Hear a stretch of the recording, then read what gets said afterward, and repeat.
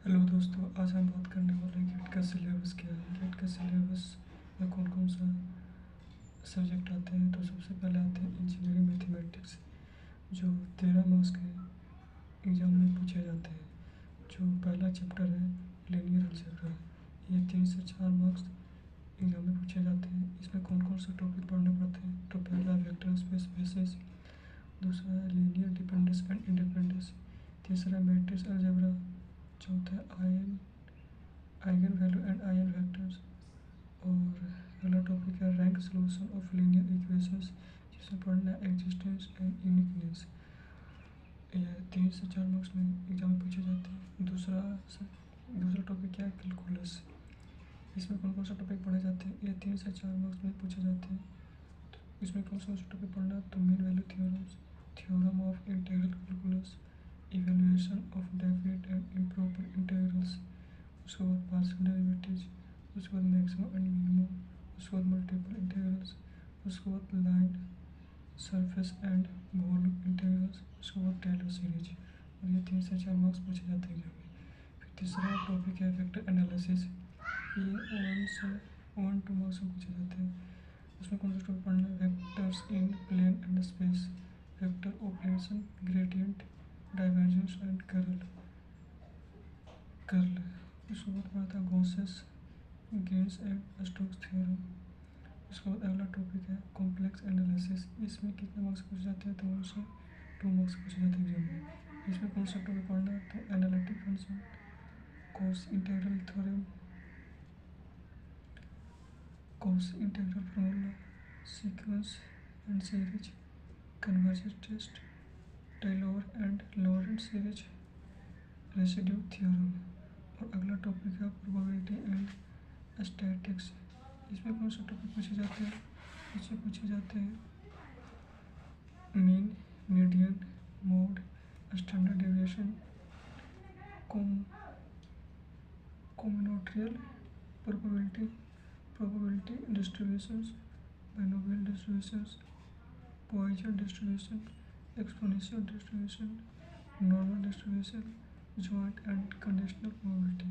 और ये 2 से 3 मार्क्स से पूछे जाते हैं प्रोबेबिलिटी एंड स्टैटिक्स।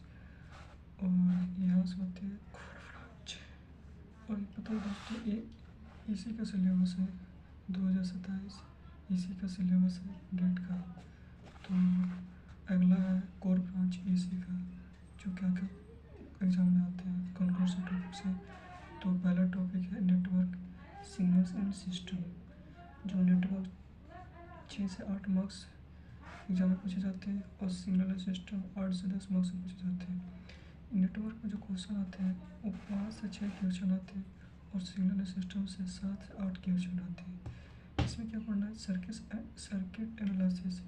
इसमें टॉपिक कौन कौन सा है, तो नोड एंड मेश एनालिसिस, उसके बाद सुपरपोजिशन, उसके बाद थेवेनिन्स थ्योरम, उसके बाद नॉर्टन थ्योरम, उसके बाद रेसिप्रोसिटी, साइनसोइडल स्टेट एनालिसिस, उसके बाद होता है फेजर्स, उसके बाद होता है complex power and maximum power transfer, उसके बाद time and frequency domain analysis of linear circuit, उसके बाद होता है RL RC and RLC circuit.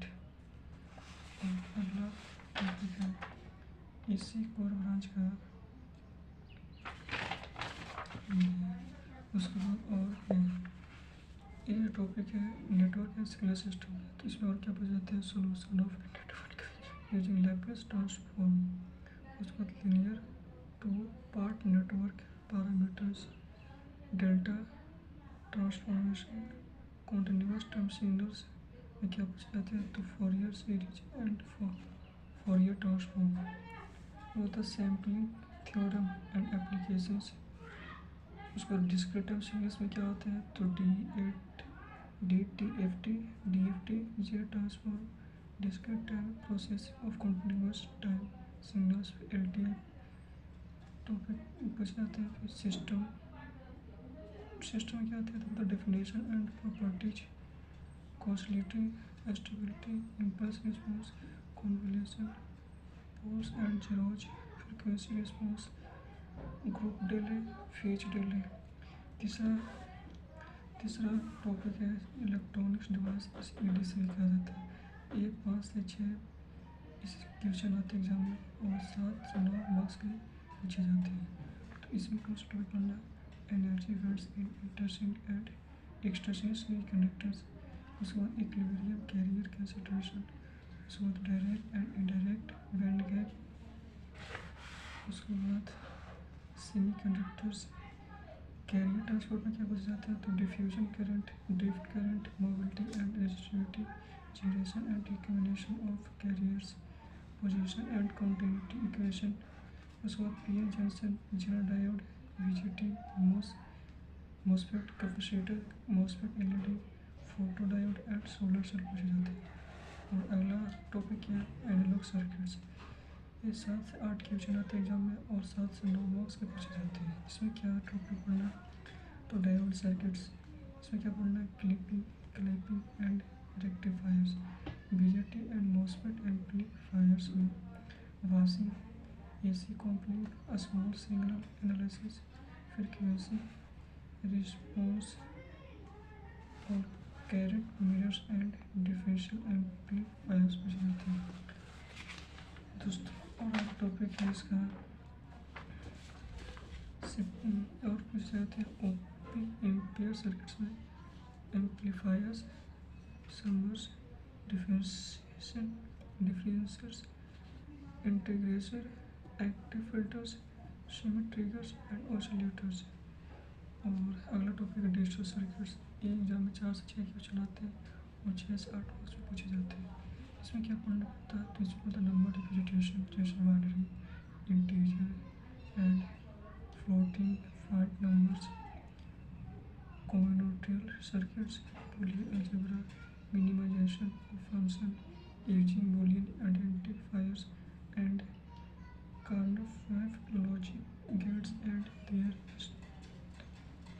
static implementations, arithmetic circuits, code converters, multiplexers, decoders पढ़ना पड़ता है। तो sequential circuits में क्या पढ़ना पड़ता है? तो latches and flip-flops, counters, shift register, finite state machines, propagation delay, setup and hold time, critical path delay। उसके बाद डाटा कन्वर्टर्स है। इसमें क्या पढ़ना पड़ता है? Simple and hold circuits, ADCS and DACS।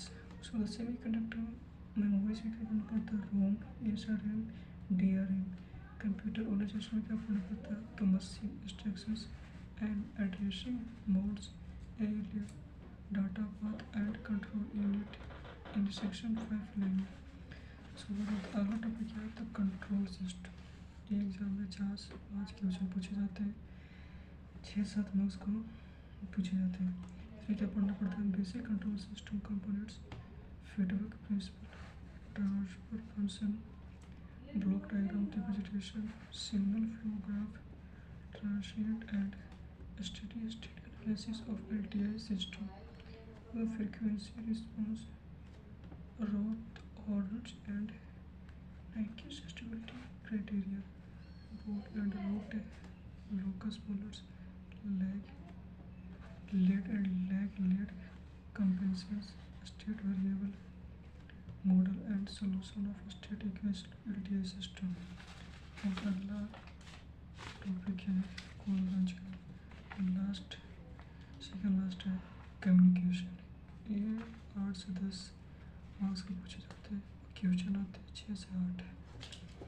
इसमें क्या टॉपिक पढ़ना पड़ता है? तो इसमें पढ़ना पड़ता है random process, auto correlation and power, spectral density, properties of white noise, filtering of random signals through LTI system. Analogue communication के पूछे जाते हैं amplitude modulation and demodulation, angle modulation and demodulation, spectrum of AM and FM, super electrode and receivers. Information theory में क्या पढ़ना पड़ता है? Entropy, mutual information and channel capacity theory. Digital communication क्या पढ़ना पड़ता है? तो PCM, DPCM, digital modulation schemes, ASK, PSA, FSA, QM, bandwidth, inter symbol, interface, email detection, chat filter, receiver, listener and beer, fundamentals of error corrections, Hamming codes, CRC। और अगला topic है electromagnetics. ये अच्छे 60 मार्क्स पूछे जाते हैं और question कितने आते हैं तो 4 से 6 क्वेश्चन आते हैं।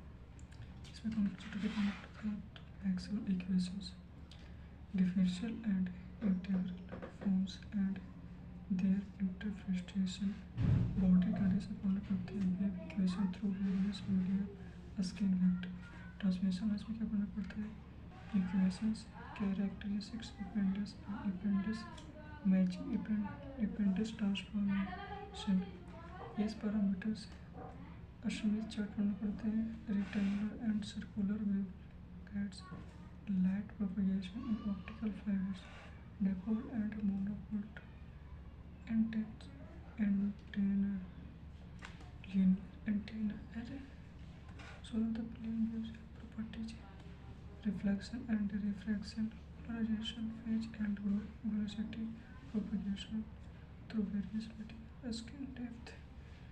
तो इतना टोटल क्वेश्चन कोर ब्रांच का टॉपिक पढ़ना पड़ते हैं। और अगला है और टॉपिक है कंट्रोल सिस्टम, क्या पढ़ना पड़ता है।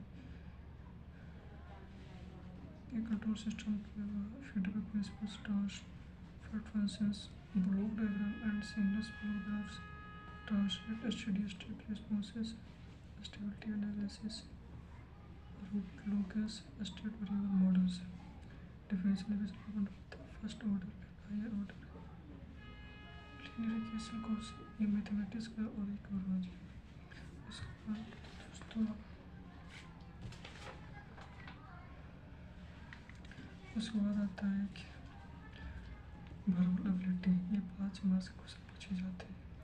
इसमें कौन कौन सा क्या क्या पढ़ना पड़ता है topic, grammar, vocabulary, sentence based, reading comprehension, दूसरा है क्वांटिटेटिव एप्टीट्यूड पढ़ना पड़ता है इसमें। तीसरा टॉपिक है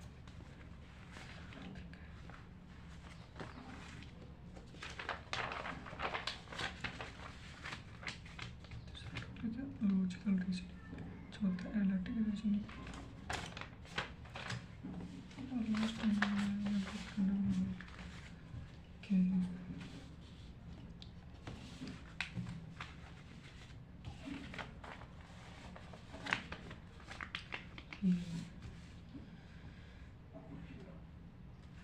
एग्जाम में पैटर्न कैसे आता है। तो सबसे पहले MSQ होता है जो मल्टीपल चॉइस क्वेश्चन होते हैं।